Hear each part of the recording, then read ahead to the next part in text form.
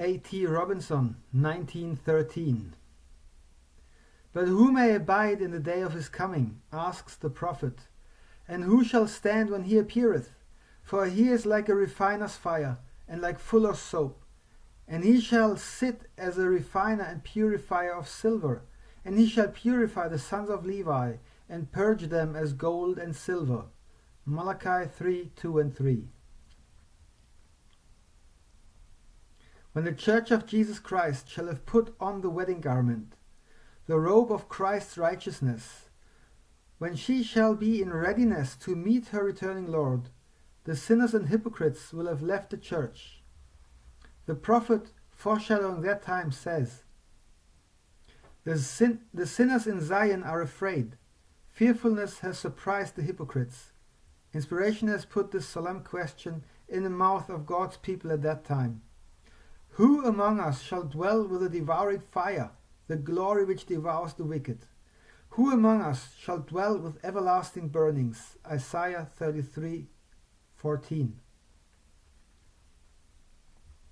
When sin shall have been eradicated from the lives of God's remnant people, when the Lord shall have washed away the filth of the daughters of Zion, and shall have purged the blood of Jerusalem from the midst thereof by the spirit of judgment and by the spirit of burning, there will then be so much of the divine presence in the Church of Christ that it will not be a desirable place for sinners and hypocrites, and no longer will church discipline be needed to get them out.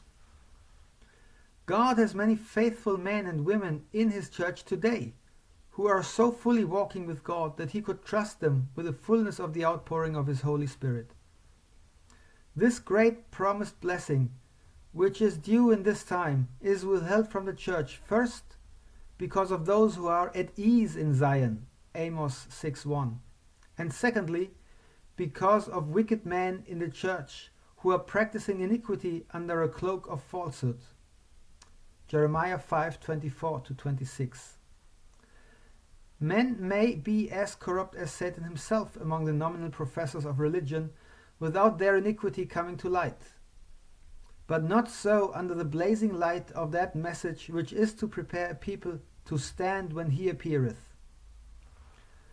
The fact that such cases occasionally come to light is an evidence that we are nearing the time when the power of God's presence in his church will be so manifest that the sinners in Zion will be afraid and fearfulness will surprise the hypocrite.